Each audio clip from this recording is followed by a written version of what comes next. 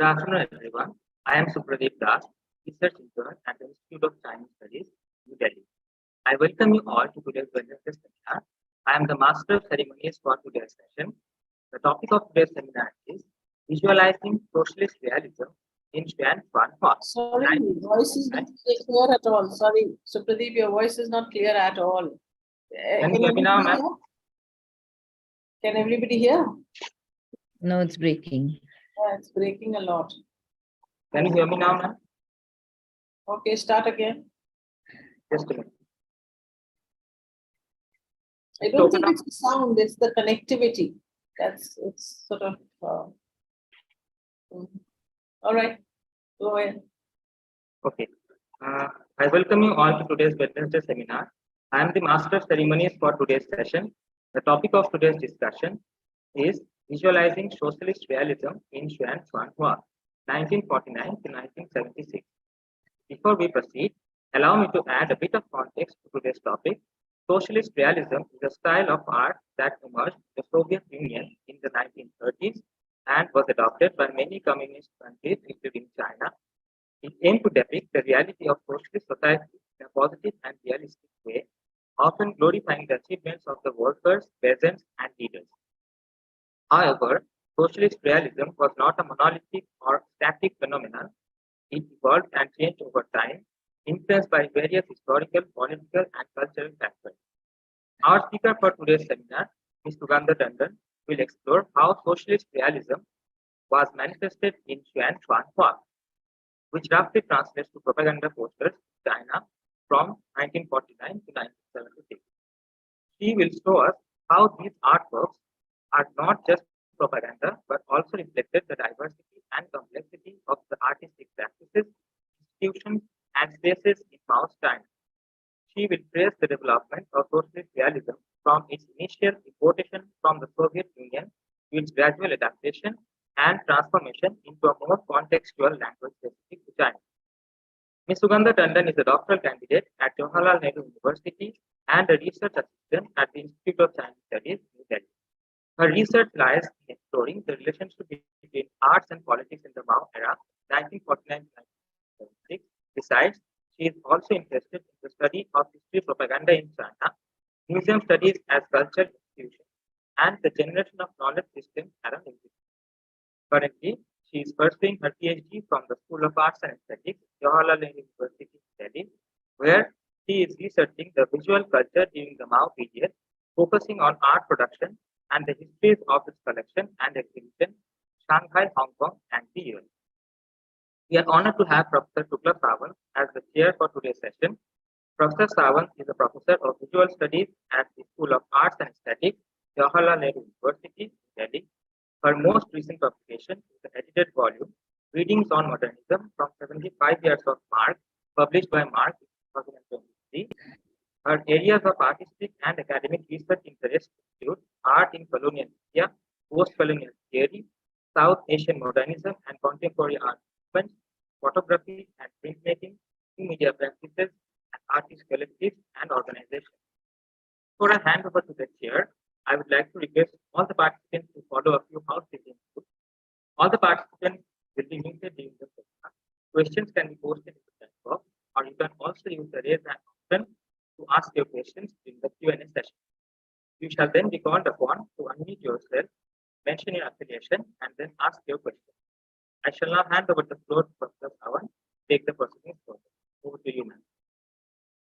So good afternoon, everyone. And I'd like to first thank the Institute of Chinese Studies for organizing this presentation by Sugandha Tandon. Sugandha has a very interesting background. In fact, she has a background in studio practice, and then subsequently she moved on to art history from Jamia Millia Islamia, and then came to us for her MPhil and PhD.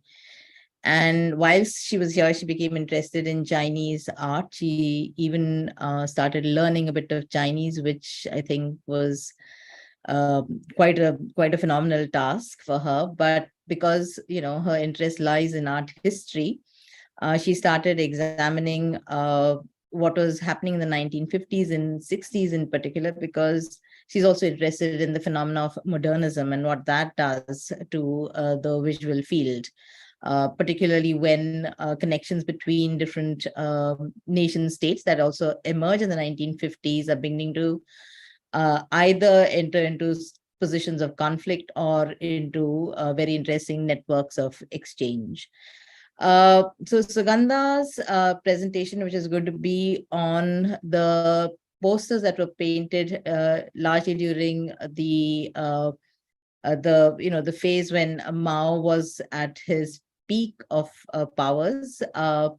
She's going to be looking at a large body of work that was produced during this period, but she's also used the word realism to describe the body of work that was produced. And that, in fact, has a much longer history as far as China is concerned, because we know that in the 17th century itself, because of the presence of Christian missionaries, for instance, who were able to create a very close patronage network within China. And they were painters like Matteo Ricci, for example. The idea of realism, which is that forms of visual representation that would use elements such as perspective, chiaroscuro, foreshortening, and other ways of creating a naturalistic representation of the world. These had become popular in China by the 17th century itself. And because this style was accepted at a very high level within the social hierarchy, it also spread fairly quickly. And subsequent to that, we know that there were many Chinese artists who, had started producing art works for, the various trading companies that had been set up in port cities of China. And some of these artists came in contact with European artist travelers, such as George Chinnery, for example, who was also active in India. He was also active in China, and many Chinese artists also started working very closely or learning from some of these European artist travelers in the port cities. So realism as a word has many meanings. We also know that from the late 19th century, early 20th century, especially in Shanghai, there were many art schools that were set up.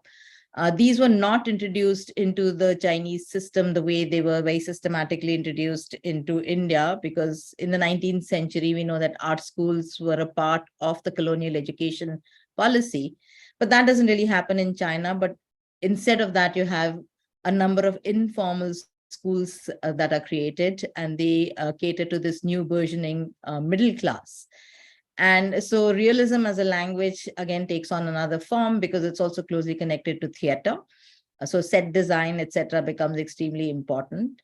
And then you have a whole lot of Chinese artists actually going to Paris to study. And so again, there is this very close network that emerges with Parisian modernism. This is also the time when the French artists themselves are extremely interested in chinoiserie, right? This, in fact, happens a little earlier. So there is this kind of a constant back and forth between artists located in China and in France. And that really sets up the art field in a very interesting way for what happens after the cultural, after the communist emergence of the Communist Party in China. And then in the 1950s, of course, you have a very, very close cultural, very close cultural ties that China establishes with the Soviet Union. And the Soviet Union has already developed a very strong visual language of socialist realism, and that's a little different from what we call social realism. So you have earlier, for instance, artists like Ilya Repin, who is producing works in the 19th century, early 20th century, in a very different kind of a visual language, compared to the kind of art that emerges during Stalin's era, for example. And so this education system is, in fact, very systematically introduced into China in the 1950s. And that then comes to inform the visual language of posters in particular. And Sugandha is really going to be taking us on this very interesting journey where she's going to be exploring this visual field. So over to you, Sugandha. I have done this kind of a brief introduction. I hope that's will help you segue into your own talk. So over to you, Sugandha.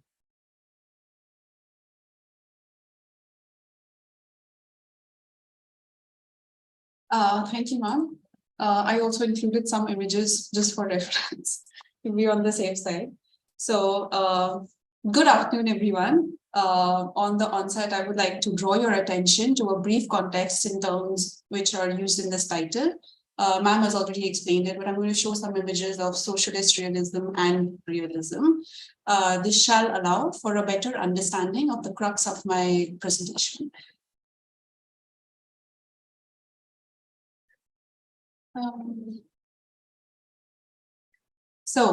I would like to demonstrate it through a deliberate juxtaposition of two paintings from an exhibition catalog of 1939. One is from the Tsarist era and one is from the Stalinist era. All the major critiques of realism which ma'am talked about can be easily traced and discussed to these two paintings. So the first painting we have is on debt collection. As you can see, it's a realist painting by Pukirev, which portrays the plight of the peasants during the Tsar governance era. So there's a countryside scene. As you can see, it's depicted in broad daylight.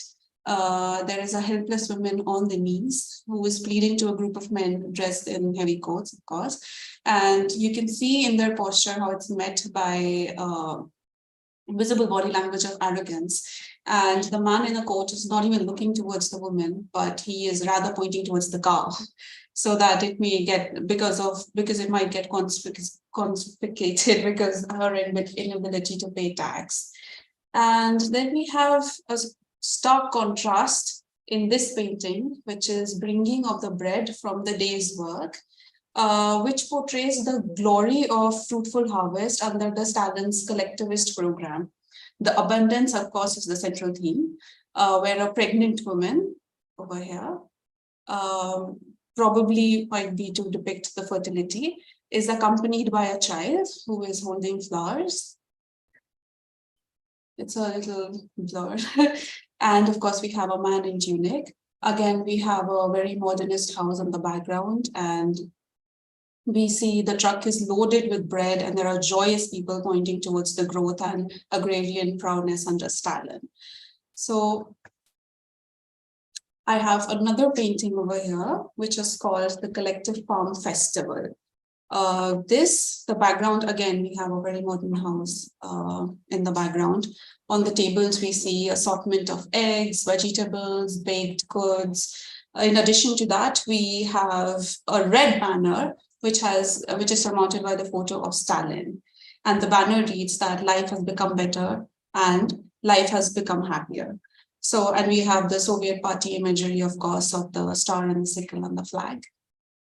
Again, it's similar theme. Celebration of abundance is the central theme of the painting, and people from all age groups, including kids, females, middle-aged people are included in the painting. One thing which I find very interesting about the painting is that Stalin is at a height and he's looking down on the children, and we have children over here, which probably depicts an image of Stalin being the father of the nation.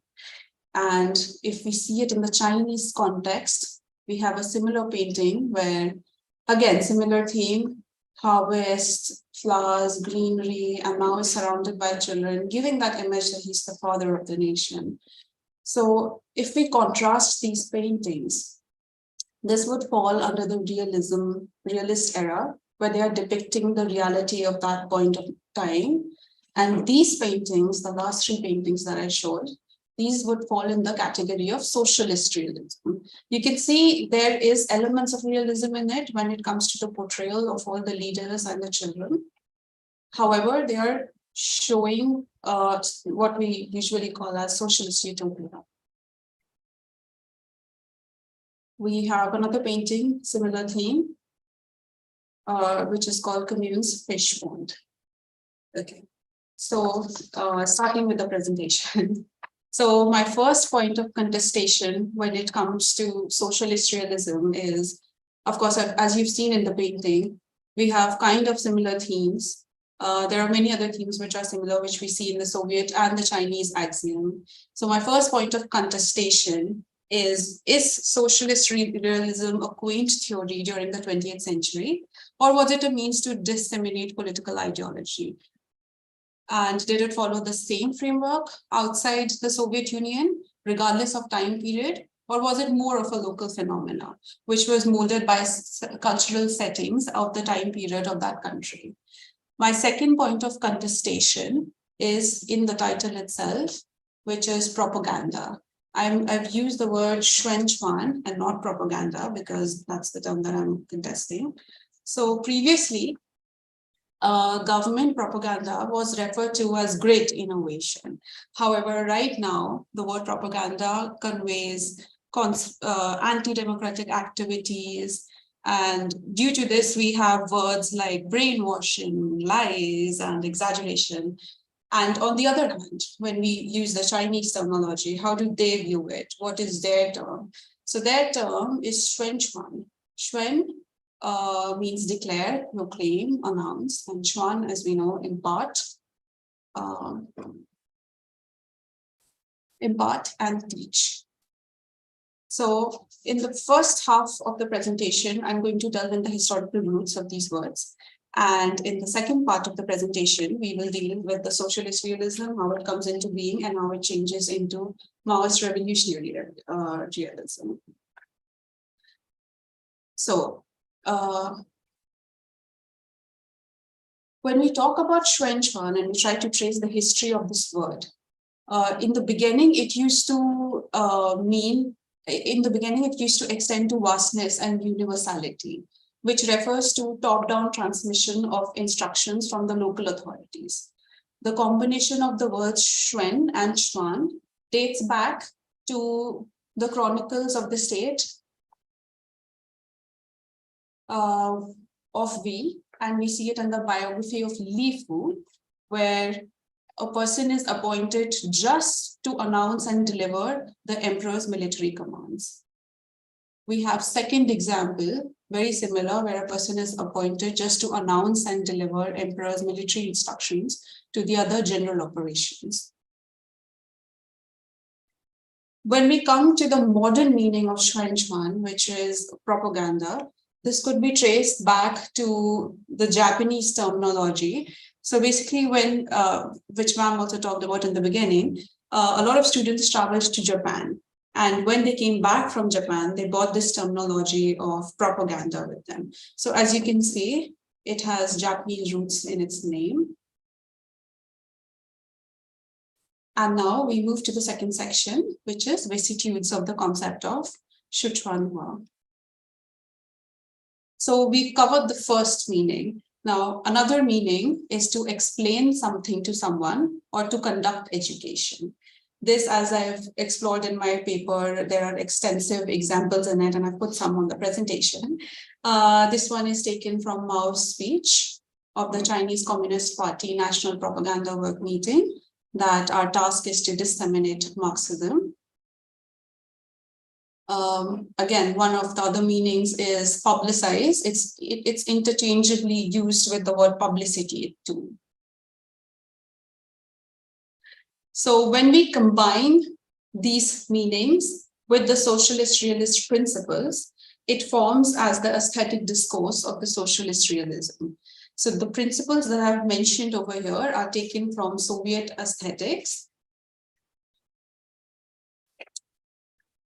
We have narodost, which means peopleness, which could also mean simplicity, elements of folk art, klassowost, which is the class aspect of the artist, and the partynost principle, which is the reflection of Communist Party ideology in the artworks. So these are the principles which, as I'll show later, will be reflected in all the artworks.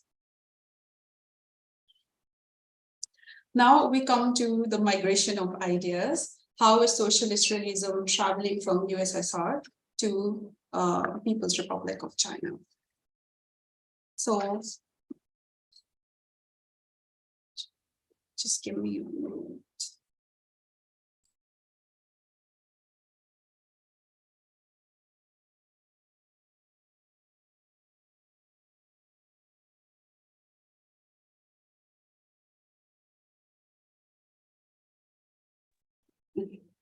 So, art, as we know, is closely intertwined in tradition, and it's on the artist whether it's accepted, rejected, or modified.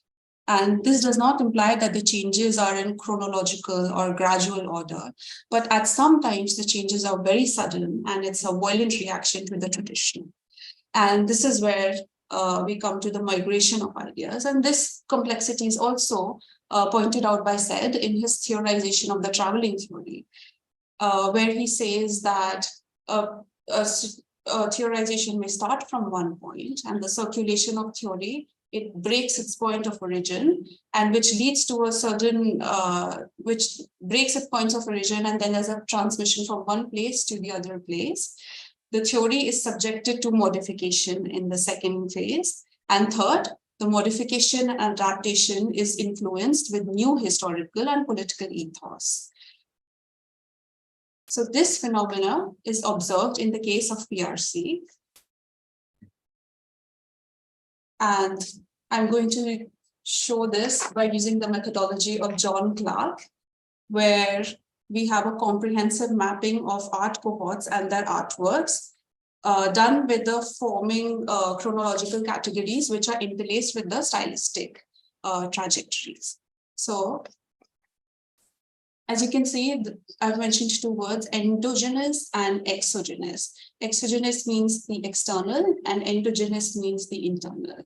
So as I mentioned in the beginning, and I showed two paintings in the beginning, that usually when we talk about Chinese art, it's seen as a transmission of ideas from the Soviet Realism. And it's seen as nothing but an inferior copy of the Socialist Realism in the Soviet era. In this case, however, we are going to see that how are ideas being transmitted to China, how are they subject to modification, and then how are they changing due to the local ethos of PRC.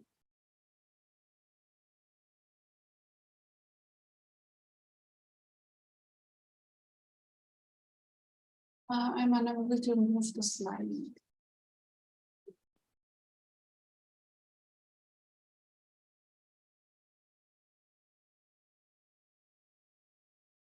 Okay.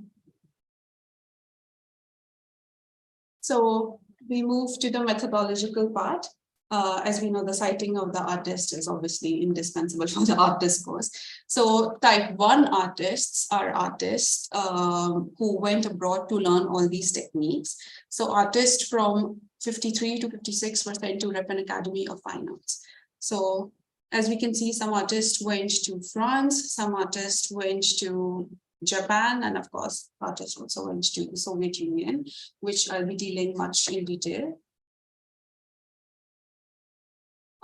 Type 2 artists are the ones who stayed in China, but they were in touch with the discourse because some of the Soviet art educators or artists came to China and they disseminated the art style.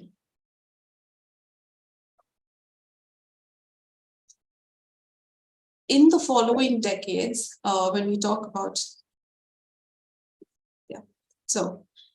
in these cases, I'm going to focus on the Soviet realist art style, which was led to an invitation to the Soviet art educator, Konstantin Maksimov, to teach oil painting in the Central Academy of Fine Arts in 1955. The students selected for this course were 20 in number, and they were chosen bearing in mind the geographical diversity and, of course, academic and vocational balance. So we have people from PLA, we have people from publishing houses, we have people from national art academies. In class, the study of these artworks were not limited to the Russian artist, and that is why we might see some glaring dissimilarities in the European academic oil painting. And, but of course, the compositional style is the same. So I will start with the foreign realism, which is this slide. So these are the artists who went abroad. And then when they came back, they opened art academies, they disseminated the art styles, and their students and their cohorts exhibit a good combination of the foreign art style mixed with the Chinese style. So the first artist we have is Xuānchuán, and I don't think this painting needs introduction. It's galloping horses. So as we see, it's a very realistic in depiction, but if we see the ink painting style, which is pretty much prominent in it, and we can see the movement of the horses, again, which is very characteristic of Chinese ink paintings. Another painting is of Foolish Old Man Moves the Mountains. Very realistic style, as we see. This was painted when Xuānchuán also came to India. And we see there's an old man in the background who's talking to the female. And this is the foolish man that he's referring to. This is another student, and as you can see, the difference in the paintings. These were a little bit socialist in style. And in this, we see parents are devastated by the death of their son. This is another painting by Ling Fengmin, and of course it shows war and destruction. So see the myriad of art styles which are just prevalent during that era. And now we move to socialist realism. So these are the painters who studied under Maksimov, the art educator. And I'm going to show a variety of paintings. Again, we have diversity in art styles, even though they were in the same class, and even though the course structure was pretty much the same. So the first painting is of Hu Yemen, and we have the first painting of Underground Worker. If we see, there's one thing that I want to point out is in their classes, they were told that the subject matter needs to be realist, or it needs to be based on real life events. So when we talk about Underground Worker, it's a real life event of Hu himself, and he's painted himself in the painting. And this, as we all know, is the famous mine workers and how Mao visited the mines. So we will contrast these paintings with another cohort of his, which is Lingang, and see the difference. Again, they both are in the same class. This is an indoor setting, this is an outdoor setting. Look at the interplay of light and shade in both of the paintings. How is it used to depict the central figure? How is it used to draw attention to the central figure? Of course, the faces.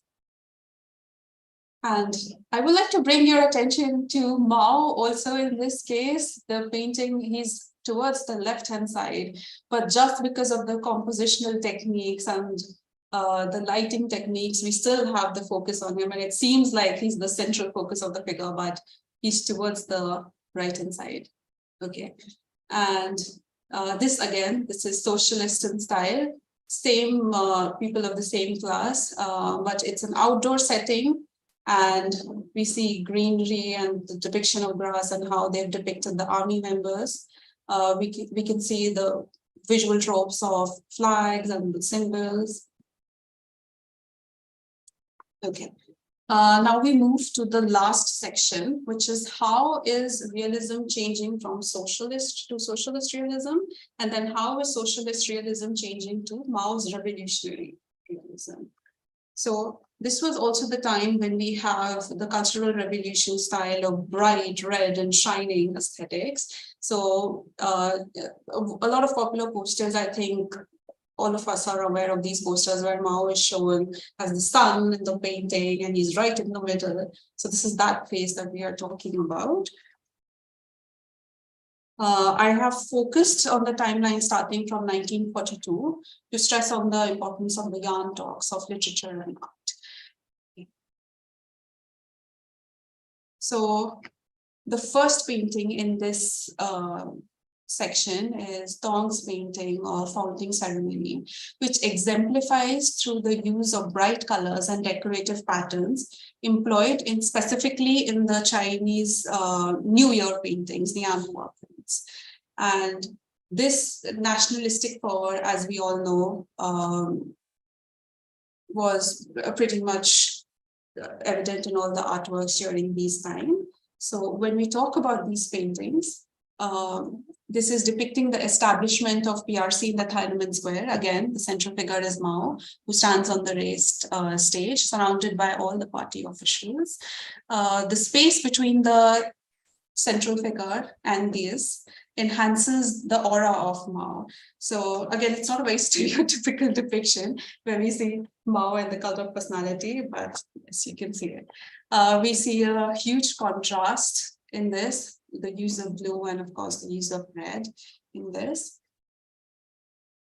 The selection of colors the artist explained himself is largely influenced by the folk art, and because the Chinese people liked the bright, intense colors, and this is in theme with the founding ceremony of the nation. So again, I think I've pointed out before, the blue color of the sky is in the sharp contrast with the red. And again, the warm colors are taken from the folk terminology. This painting was subject to a lot of changes. So I don't know if you guys can see the changes. We have changes in this member. Yeah. They added one more member over here. So this painting was done by his student, Jin, and they had to change these people because of the anti-rightist movement, and the artist could not make changes to the original painting, which is why he repainted the entire painting, and this is the final painting. I have another painting as an example where the New Year painting tropes are pretty visible as compared to these one. In this, we have just folk elements, lantern over here. But in these paintings, as you can see, fish is a symbol of prosperity, and we have kids in this painting. Again, very bright color scheme, which is taken from the folk art. A similar theme of abundance as we see over here. So in conclusion, taking the aforementioned in the account, we've taken a alternative term of propaganda, which is Xuānchuán, its Chinese counterpart, as a point of reference. The exploration of multiple meanings and the cultural roots of Xuānchuán enabled me to provide a nuanced perspective of viewing these artifacts beyond the political content. Since Xuānchuán has multiple meanings, the presentation expanded on the second meaning, which was to explain something to someone or to conduct education. As I mentioned at the beginning, I showed a slide on how Mao said that we have to just eliminate Marxism. This was one part.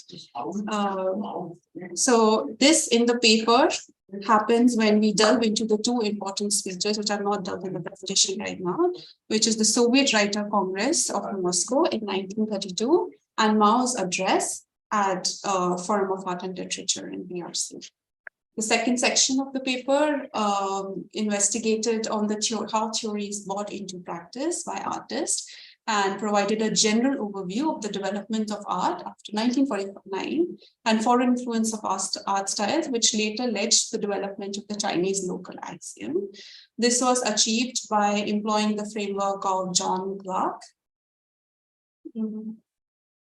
as shown over here, where we see where it enables me to move beyond the traditional understanding of Chinese art and move beyond the confines of the monolithic Marxist, Leninist ideology and transcending the constraints of cultural hegemony.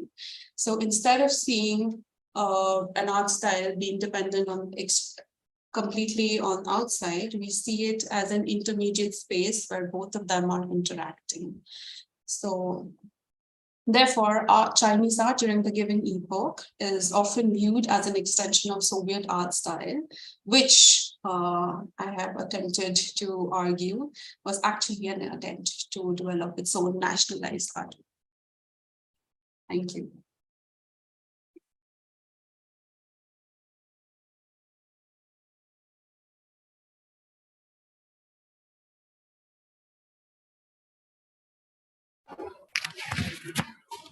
Ma'am, you're muted.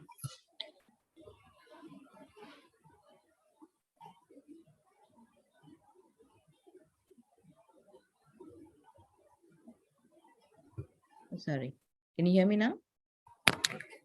Yeah, it's clear now. Yeah, so thank you, Sugandha, for that presentation. We know that there are 3 chapters to your dissertation, and this is just one of them. And you've done extensive study of what these posters did when they were disseminated, the kind of context within which they were disseminated, and also the fact that most of these posters are in Western collections, and in some sense they've already been framed, and they give you a particular lens through which you look at these posters. And you've been very, very careful in trying to dismantle that in the way you've examined the local discourse, and you've tried to look at how this maps onto the kind of art discourses that were coming from different parts of the world into China. With those few remarks, I'd like to now open up the talk to questions from the audience. If you put them into the chat box, I'm sure, we'll be able to kind of address them. Will you take up the chat questions? Will you read them out? Sure, ma'am, I will read them out if there is any. Currently, we don't have any questions. So let's see.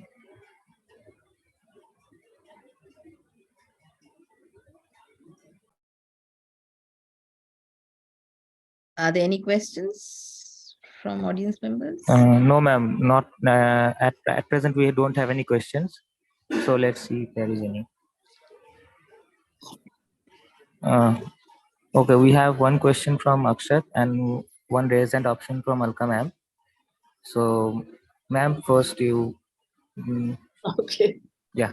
All right, let me go first. So this is more to put this whole idea of propaganda in context. So if you were trying to suggest that the Western notion of propaganda is obviously loaded, and the idea is that there is a certain ulterior motive behind that whole the whole projection of, and it could be of multiple forms. I mean, it's not just about the leader and the people or about the achievements, but it could be a variety of. Now, what I would like you to sort of explain a bit is that irrespective of how they characterize the idea of propaganda in a domestic context or in keeping with the idea of their Xuānchuán, how successful have they really been in transmitting these depictions of socialist realism? Successful in terms of influencing discourse outside, which can we see any impact on external discourses, particularly in the West, which would move away from the idea of propaganda and try to actually get down to the messaging of these posters and so on? Does it really help them in achieving a clearer understanding of the achievements? So is this visual medium therefore actually quite a powerful tool to bring about a transformation?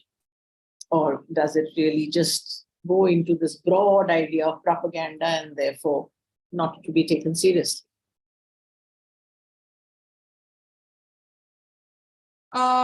The research focus is definitely a bit limited, because when we talk about these posters and how they are represented in the exhibitions and what are the narratives around them, these are probably the only spaces where these concepts are discussed. When I was looking into some of the recent exhibitions, one thing which I found really interesting were all the Chinese collectors who were being the part of exhibitions, who were taking active role in writing the catalog, who were taking active role in the panel discussions which ensued after the exhibitions. And this was the place where they used to talk about their collection, used to talk about the terminology, and of course they used to talk about their own experiences in China. And these were the only times where I could see multiple perspectives emerging out for discourse on Mao Zedong.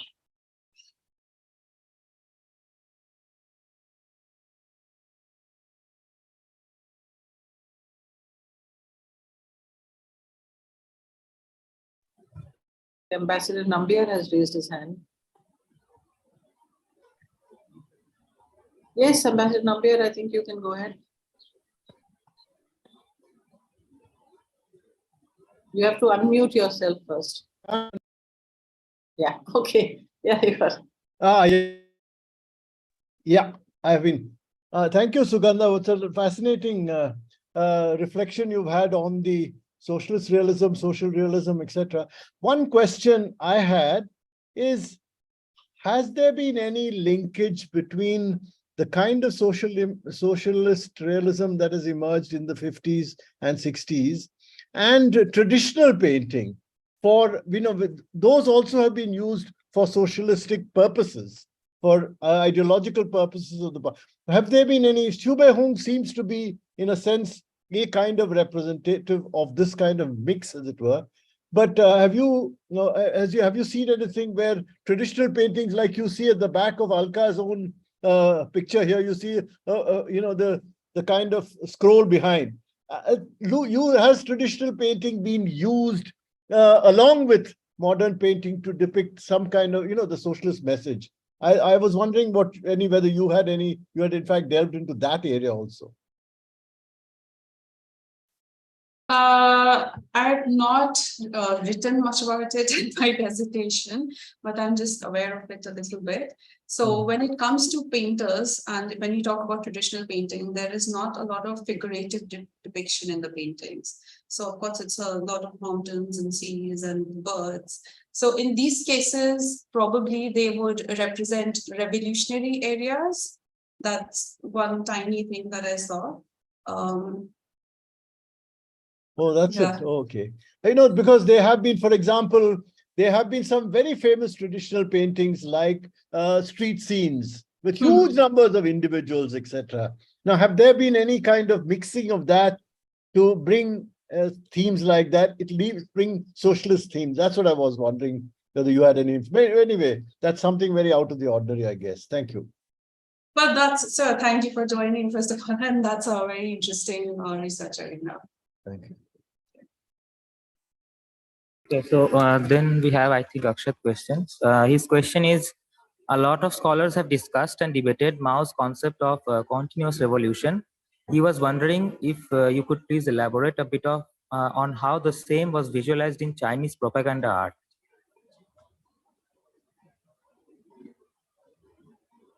Okay. Actually, if you remember the last painting that I showed, should I share my screen and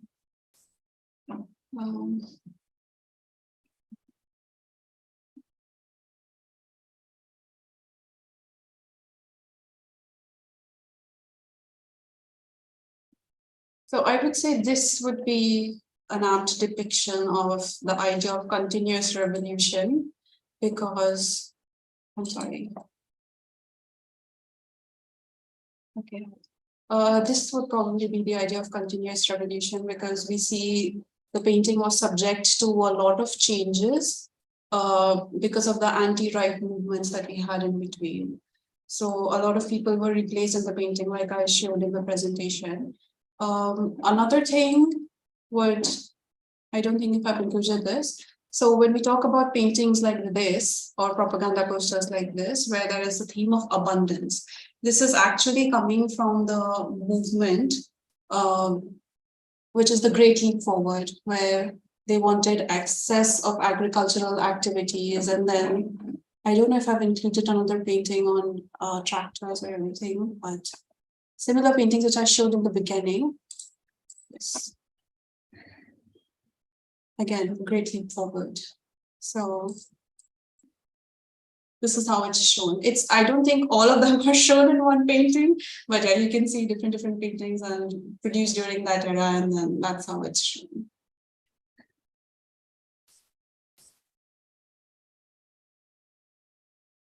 There are two more questions that I can see. Do you want to read them out? Yes, ma'am. So the next question is from Farah. Her question is, how did artists working in the genre of Xuānchuán navigate the tension between political messaging and artistic expression?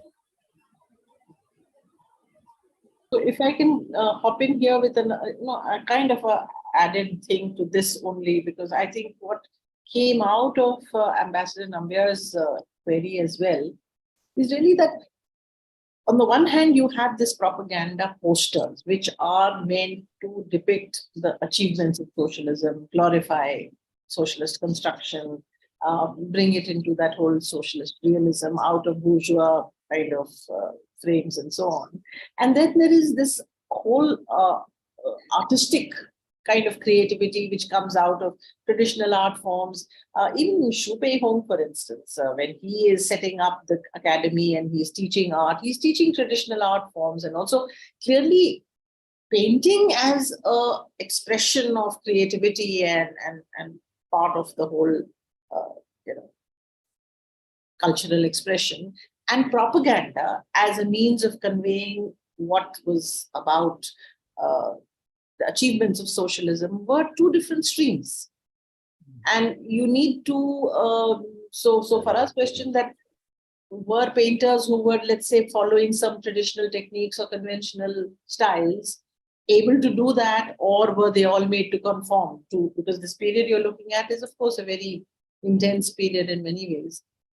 But if you read Xu Peihong's writings or some of the things he wrote, or even his daughter's biography, there appears to be a wide latitude given to these people to set up academies and promote art and painting and so on. So I'm just wondering that, do we see this in two different compartments? Propaganda art, socialist achievements, glories of socialism, and painting on the other hand?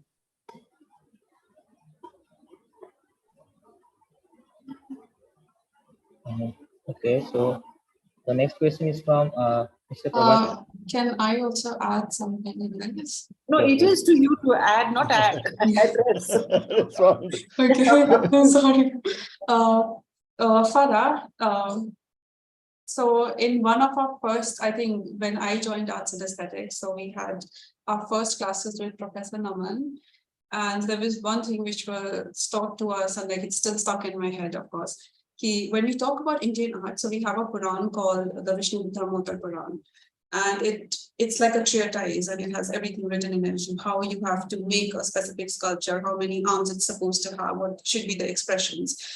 Even after everything being written down pretty comprehensively, when it comes to an artist and when it comes to the artist making that artifact, you will obviously see some difference. He's not exactly following the text. And in this cases, throughout the presentation, I think that would be one key takeaway, which I would like you all to take away, is there's always some space of negotiation going on. It's would be very crude of us to think that the government, of a top-down structure where the government is saying something and the artists are just following it. And like I've shown in the presentation also, when the artists are traveling outside and they're coming back, the Impressionist art style, the other art styles are also in combination with the Socialist Realism. So it's not just one art style which is functioning, everything that they have learned from their past. And these are just a couple of artists that I've taken. There are some from publishing backgrounds. Ambassador Nambiar mentioned there were some were just painters. They all come from their own histories and backgrounds, and that is very evident in the paintings that you look at them. And of course, like if you want to have a further discussion, I can show you all of other paintings.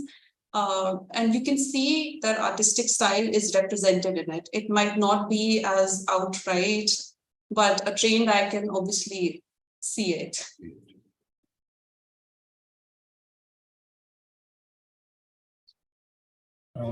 Okay, so the next question is from Mr. Prabhat Kumar. He is saying that thank you for the wonderful presentation. Have you explored the depiction of the Chinese leaders mixing with the minority nationalities to bring them into the mainstream? I don't think I've covered this in the presentation, but I looked in the China Pictorial magazine in my third chapter, and one of the majority of themes in it was the rurals with the ruler with all minorities in the depiction, and they wanted to show diversity in China, of course. And they also showed their festivals and how they're celebrating, how they're happy. pretty similar to the abundance theme. So everybody's happy and they're dancing and that kind of thing. Well, if you want, I can send you some images from the China pictorial mind scheme. Okay, so the next question is from Rohil Vedda. So he's saying that, are there examples of visual propaganda produced for Mao at a certain period in time, later being banned or condemned due to changes in political climates? Did this affect the artist as well? Can you read it again? Sorry.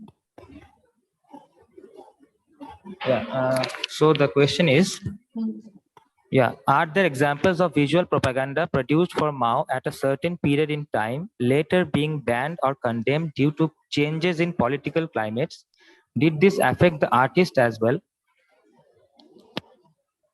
Not that I know of. No, I don't think there were any artworks which were banned. Not that I know of. I think more than banning, they suffered from neglect. And therefore, you actually have a corpus of collection in China. And these have actually been avidly collected by collectors outside of China. But there's a significant craze. In fact, it's exactly the opposite. So there's a significant craze outside China. And propaganda posters are more widely collected by collectors outside China than, of course, in mainland China and Shanghai. I would say quite the opposite. Also, I think because China was closed during that time and that played in the mind of West, and it made them all the more curious about this period. So that might aid to their collection practices. Okay, then I think Mr. Pratap Kumar has added some question. That is replying on how did artists work. He's saying that, or the depiction of abundance and creation of new wealth in the minority areas.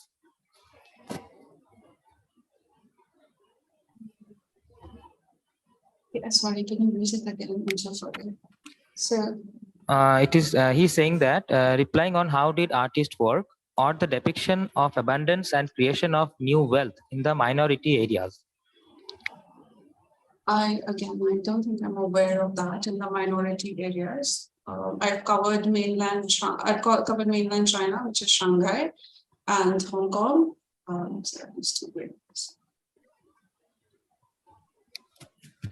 Okay, so then the next question is from Shatavisa Mustafi. She is saying that this is a question on circulation and reception. Where would these posters displayed? What were the models of circulation? Would the public buy these posters and display them? If yes, where? Were these posters also meant for transnational citizens as sort of adverts showcasing life in China?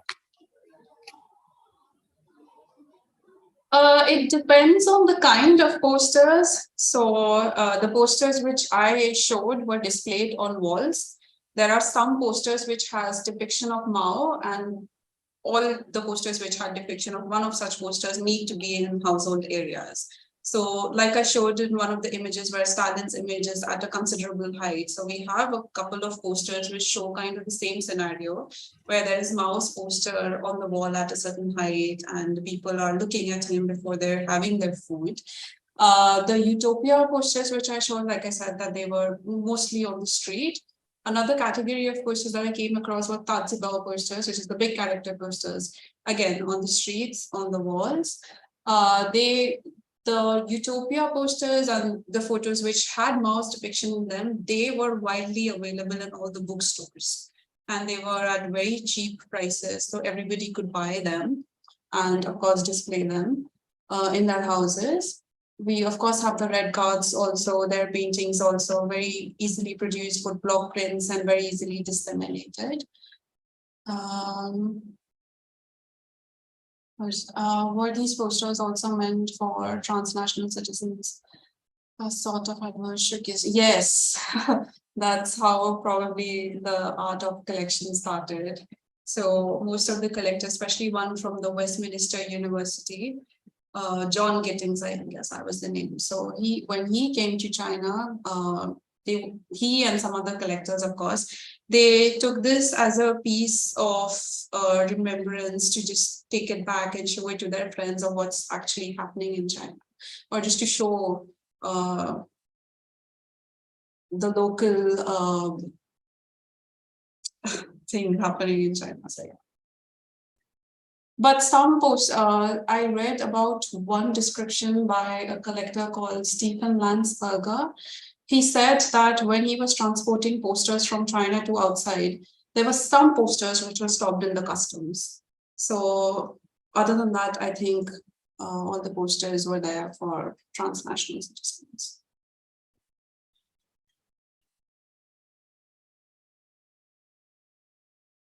Okay, there are no more questions in the chat box.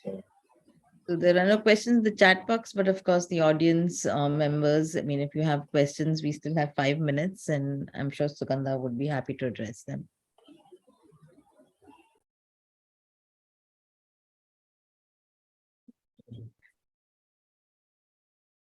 There's a question in the chat box. Yeah, we have one question from Konstantin M. She's saying, can you draw any parallels between the poster art from China in this period and calendar art in India today?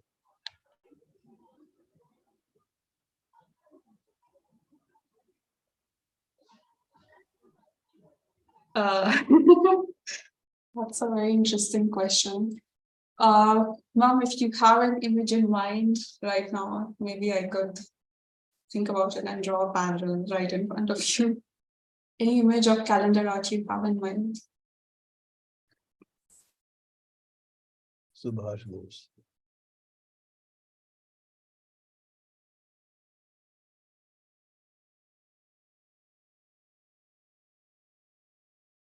Is Madhvi ma'am here? Yeah, she's the poster. Oh. Ma'am, please unmute yourself. Yeah. Okay, can you hear me? Yes, ma'am. Yes. Yeah, I was basically thinking of the depictions of religious figures in calendar art. You know, especially some of the posters you showed about the children, you know, really with chubby cheeks and the bright colors. I mean, in my mind, it may not occur but to me, there's a parallel with the depictions of figures, deities that we see in calendar art in India. And so I was just thinking whether you had ever made this connection, or do you think it is very far-fetched? If I have to think about it in terms of style, I think we are definitely getting somewhere. It would come under mass style, and of course the color scheme, very bright colors. There is obviously a dominant use of red, which we see in the calendars of deities, and see in Ganesha's depiction. So yeah, in terms of style and colors, I can probably make a parallel. For figurative, I need to see the poster and then probably I'll be able to answer it right now. Okay, the reason I raised it was that there could be some other ways to look at this poster art other than as a form of socialist realism. Yeah.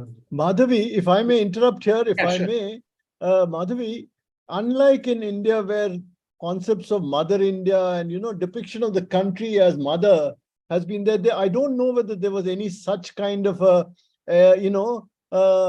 kind of anthropomorphic kind of depiction of the country in Chinese art. I don't know if there is that kind, because that would have been in a sense amenable to modern or traditional postage, but I don't think I'm not sure if there have been any representations of China in either mother or father form, or male or female form. Has there been? Like in India, Abanindranath Tagore talked about, that kind of thing. Nothing like that has, I'm not aware of that in China. Are you, Sugandha? I am not. Probably Shikla ma'am can throw light on it, on any modern artists in China. Well, so the thing is that this juxtaposition of the female body onto the geobody of the nation. It has a very long history in India, but there's also a very strong influence of Mexican muralists on the Chinese artists of the 1950s and 60s, particularly because Diego Rivera and especially Siqueiros, in fact, goes to China. These are the few countries that have actually had diplomatic ties. France has and Mexico has diplomatic ties with China at a time when diplomatic ties have been cut, right? So Diego Rivera, in fact, has painted a painting which shows the female, the map of Mexico. Because if you look at the map of Mexico, there's this kind of an extended peninsula on the western side, which is like an arm. And so the body of a woman as an image of fertility is mapped onto it. And, you know, the whole controversy that started when Hussein painted an untitled image mapping a female body onto the, you know, Indian subcontinent, that really has its origins in this earlier Mexican image of Diego Rivera. And there were many, you know, Chinese artists who were influenced by this Mexican style, but no particular mapping of a body onto the map of China also doesn't lend itself really to that form.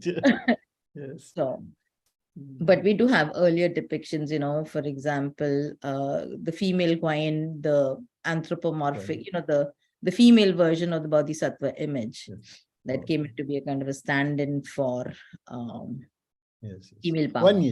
Kuan Yin, yes. The female Bodhisattva. We have another Chinese student, in fact, who did a PhD on that from the School of Arts and Aesthetics.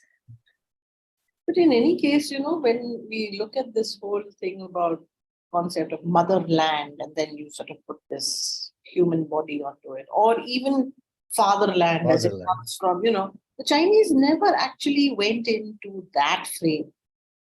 So you had the leaders as the shapers and determinants of the destiny of the country, but it wasn't given the a gender, as it were. So Jean-Jacques is in fact shown, he has one painting in his book, Modern Asian Art, where you see the figure of Mao standing on the map of China. So, I mean, you do see the kind of geographical entity China and Mao standing on it. And there's a certain kind of an iconography that appears around this time, which shows him with this kind of a lock of hair and forward looking, you know. And that iconography repeats itself over and over again in the early, you know, socialist realist paintings of that period. So it's very typical, you know, that lock on the hair. Hair It would be worth exploring that. I mean, was it in the sense of drawing identifying Mao with the geopolitics, or was it more about, you know, the patriarchal, the great grand father figure? You know, so it's quite an interesting kind of area to explore, because I do think Chinese have been slightly away from the motherland, fatherland concept. If I may quickly sort of interject. Yeah, of course. Yeah, there was one. Hi, I'm Satavisha. So I was just wondering, great presentation, Sugandha, and also been witness to your study for a very long period of time. I was just wondering that in a communist state, how much of deification of a nation would be justified? And therefore, perhaps China would never compare its within quotes nation to a motherland or a fatherland. That kind of disassociation, communism would also quest for that kind of a dissociation, and therefore that very interesting figure where we see of Stalin, I think, and with the young children. So the figure of the deity or the idol has been replaced by the figure of the leader. And this also sort of prompts me to ask the second question to Sugandha, would be, have you ever considered just doing maybe a plain empirical analysis of the material that you have? Because I clearly throughout your presentation, you were categorizing that, you know, this is this category and this is that category. So have you ever considered just to have a form of a tab to understand the kind of genres and the images that each genre is raising. That'd be all. The images I've taken from collections and they have already been categorized. So I don't think they've been categorized into art styles. So I did categorize them into art styles. So I think that's the only categorization I've done. I'm sorry, what was your second question? This was just, I just felt that, what if someone tries to do a study of just the kind of images or the kind of genres it's the kind of genres it's raising. So because I remember you clearly mentioned quite a many. I made some notes, but I don't remember right now. But just a thought that, is there a possibility? Can one see it like that? And the other, and your opening slide, that image where that abundance painting, that so much reminded me of that the series which is part of that Luncheon on the Grass series, where there's a boat party and there's such close image references. So again, there is a lot of culture of contact that one needs to talk of, and not just in isolation, which I'm sure that you've done. I've covered it to great extent in my paper, which I've submitted over here. So in that, I've covered Impressionism and Expressionism, Surrealism, how are these styles also come into being in China, and how are these represented in the paintings. So of course, due to the brevity of time, I could not cover this in the presentation. But hopefully when the paper gets published, you might be able to read that part too. Great. Well, if there's anybody on calendar art who deserves to really be heard, is Patricia. I think she has asked to come in here. Maybe we should hear her comments. Patricia?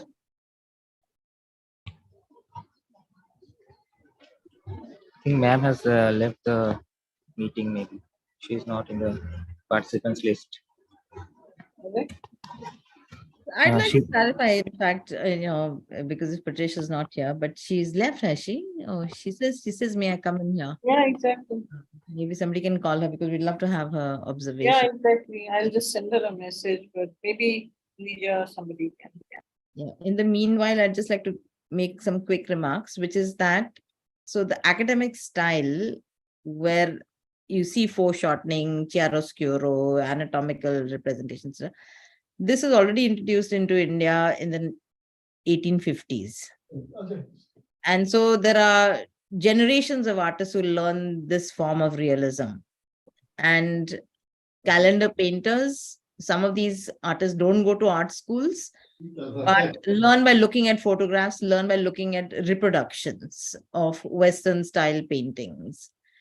And that kind of a visualization of, these kind of cherubic bodies, etc., a lot of this actually has to do with the fact that there is a lot of reproductions of Western paintings floating through, art schools, etc.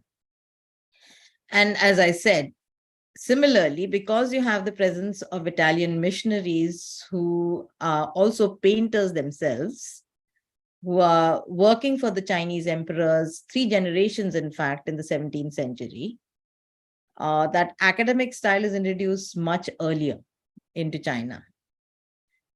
And in fact, in the 1950s, and this is to respond to Professor Menon, this thing, ink painting is considered a feudal style because, it has a lineage in Chinese literati painting, which was practiced by people who were part of the bureaucracy, the elite, the educated. So Chinese ink painting was considered an elite form. And in the 50s, there is in fact a move to kind of sideline it in and accepting socialist, style realism. But as Sugandha said, artists make choices. Artists disrupt, what has been told, what they've been told to do. And so Xuānchuán is a classic example of somebody who's combining both styles.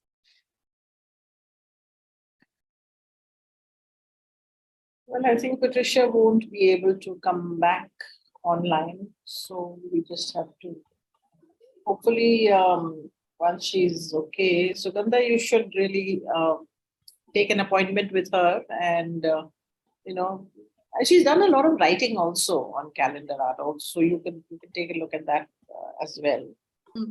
I remember she gave a talk in ICS quite a while back, and she had this fabulous collection of calendar art posters.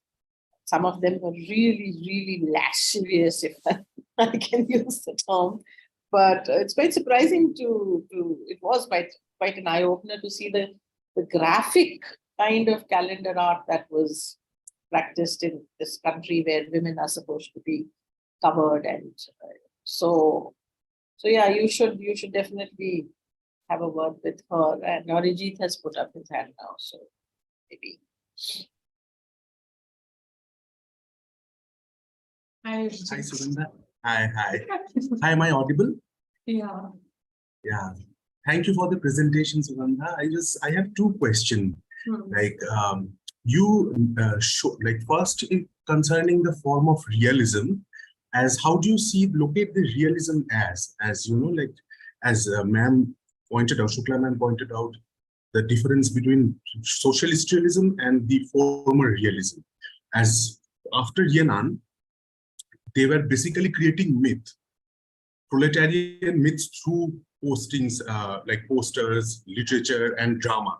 For an example, in East is Red, that entire dance drama had magnificent visuals, which they captured, and then they also reflected into paintings. So how would you see that realism as? Like, how would you place it in the history of realism in communist painting only, in Soviet socialist realism, not going beyond that? That is the first question. And the second would be, like, I don't know if you have come across this book by Elizabeth Perry, where she has a chapter where she traces this painting by Xuānchuán, which I think you have the artist's name there as well, right? Chairman Mao goes to An. Yeah. Yeah. And that through that painting, she traces beautifully how dissent were raised in China, and how like the resistance against Gang of Four was basically being expressed through paintings, and Chairman Mao turning back. There was a backside of Chairman Mao, one is being painted on notes, and the thematic of Chairman Mao being altered all the time. So my question to you would be like, have you come across any other narratives or by any other painters' work which were similarly expressing dissent in those times when expressing dissent was very difficult because you were being banned at that time? So subtly expressing any form of resistance were like almost like a sedition, because they were like paraded, kowtowed. So have you come across anything like that? Thank you. I've not delved into it in my research, but yes, I did come across some underground art movements and artists who were dealing with these things. And in terms of posters, I came across caricature posters. And they were caricatures of everybody, the Gang of Four, all the leaders who were not yet purged, but everybody was a part of the caricature movement. So I think that was pretty interesting. If I answer your first question, I think I did refer to it in the presentation also. When it comes to socialist realism, like you've also mentioned, I think the socialist utopia takes a forefront. And when we see realism in socialist realism, that would only be in forms of depiction, the body depiction. Like I showed the painting of Xu Beihong and how he has depicted the male body, pretty similar to idealistic Western depiction. So that's how I would pose realism in the socialist art style. Does that answer your question? Yeah, like I was thinking, it also, I think, goes back to, sort of, because what I was asking touches on the question of how they were balancing things, because Chinese have a tendency, not a tendency, like to a certain extent, Chinese people, as to my limited knowledge, what I know is to sinicize things. They always make something as their own and localize it. And in that question, I think the relationship between tradition and modernity, how they are also borrowing from. So I have this debate called Shiti Chongyo, which is, the Chinese substance and the Western substance of the Chinese application, and goes till to the 90s. And if you explore it through that, I think you'd have a very interesting dimension in locating and reading, as how you have the training of the visual arts, the art historians' way of reading the painting would give a very interesting dimension to reading the way they have used the tradition and the brushstroke. And although I agree with what Xuānchuán was saying, that they were formally resisting the forms, like the ink painting and calligraphy and the stroke, their overall tradition. But at the same time, they were, as Chairman Mao was throughout their philosophy, if you look at it, they used Confucian modalities, they used Mencius, they used Panku in writings. So I'm sure that there will be something that you'll be able to find in paintings as well. So that would, I think, be very interesting if you can locate the root, because Chairman Mao's writing was all about the root, finding the root of the modernity in China. So that would be a very interesting aspect. It's just a suggestion.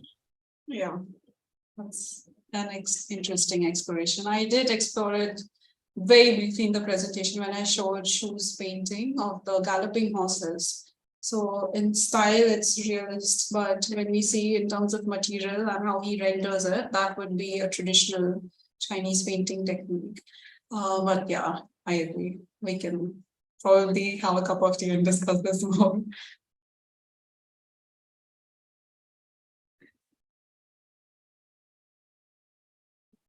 We have a question from the YouTube channel that is from Navdeep.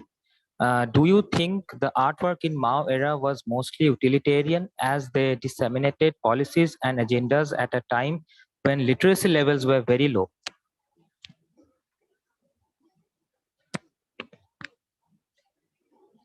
Repeat the question. As education levels have increased, is there a shift away from the utilitarian nature of these artworks? When we talk about artworks during Mao era, again, my focus has been on propaganda posters. And propaganda posters, as you all know, is for the audience, largely for the illiterate audience. And I don't think if I've covered it in the presentation that Xuānchuán also traces its roots to the China's sociological condition at that time, which is widespread illiteracy. And at that point of time, everything was done by word of mouth. And for that very reason, I think they used posters because it's more visual in nature and there's less text in it. And the only form of text probably which is there in it, probably the title, nothing more than that. So yes, I think you might call it utilitarian in that sense.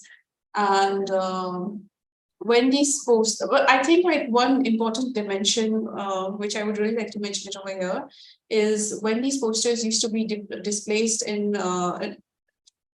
museums and art exhibitions in China, there was a different culture altogether. So they used to call upon all the people and they used to discuss that artwork.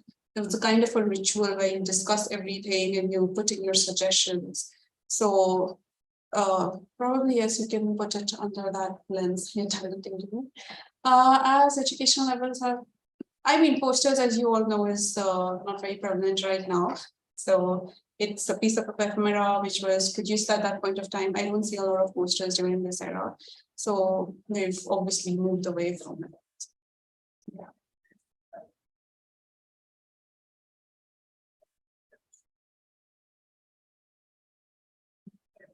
So would you say that the clash of posters now with regard to the China dream, once again, actually foregrounding the need to project achievements of socialism, and of course in the current era, Xi Jinping is completely focused on now conveying how they move beyond just the broad, goals that were there in the earlier times, and now it's more, it's more about power and about comprehensive development. And so the China dream is now encapsulating that element. And there are a lot of posters which are coming out. So once again, we are seeing the use of propaganda posters to convey a certain idea of China. Rapaiji has got his hand up. So yes, Rapaiji is coming.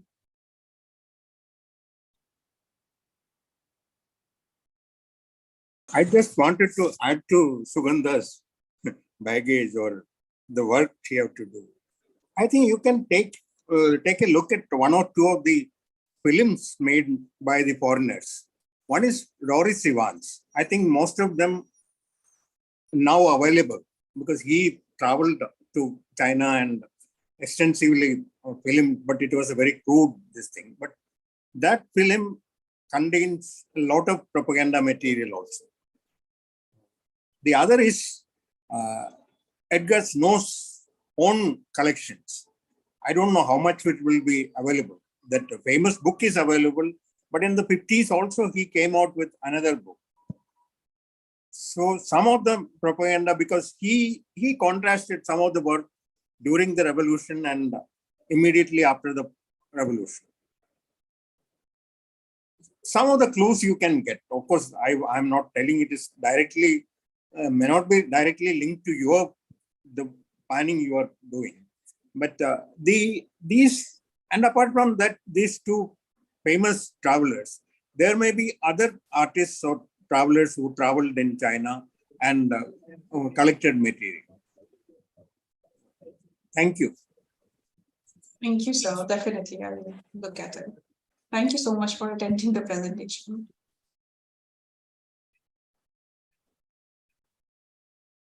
May I come in? Yes, ma'am. We don't have any questions for the. Basically, this question about realism and what kind of turn does it take after the liberalization of the Chinese economy.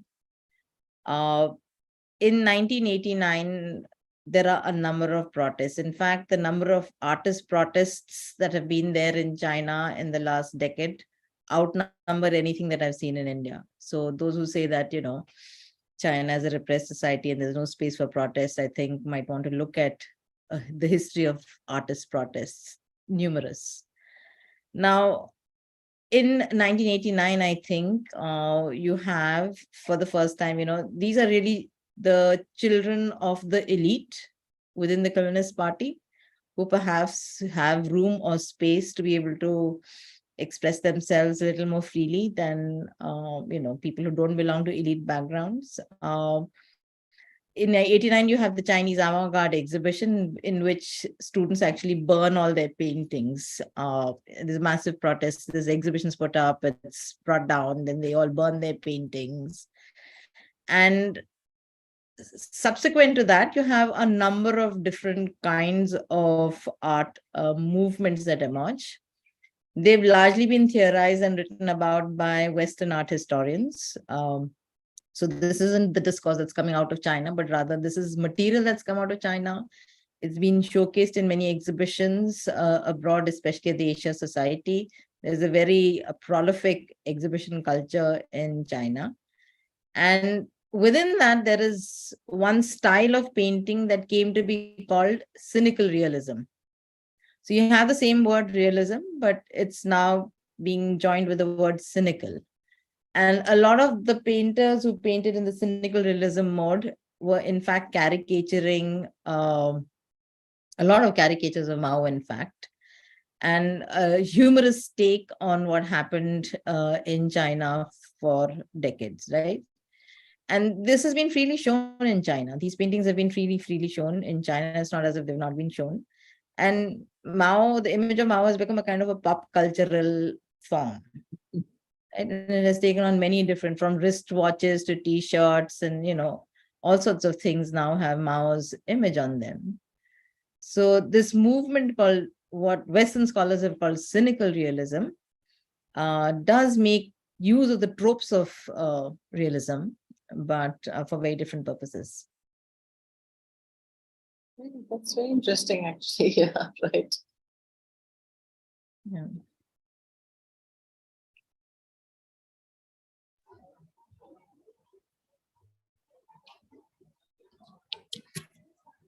So we don't have any questions for the And would you add some concluded remarks for the? Yes, no, so thank you very much for hosting this talk. And Sugandha, we're looking forward to your research, further research. And of course, it's important to learn the Chinese language, which I hope you'll be able to do. And, the kind of scholars that you have as your associates, we hope that you'll be able to embed this large body of work that you have collected and studied in a much broader discourse of politics and the social structures prevalent in China in the 50s and 60s. And, I'm sure there are a lot of scholars who will be able to help you further your research. And so thank you, Alka. Thank you, everybody, for hosting this talk. And thank you, Sugandha, for your research. Thank you. Wonderful discussion all around. Bye-bye. So I'll just add some concluded remarks. With this, we would wrap up the session and thank all the panelists for giving us their precious time. The video of today's discussion will be available on ICS YouTube platform. We would also like to welcome everyone to the next Wednesday seminar. We at ICS conduct seminars every Wednesday, and information related to the same will be available on the ICS website, or you could also subscribe to our newsletters for regular updates. Thank you everyone for joining us. Thank you.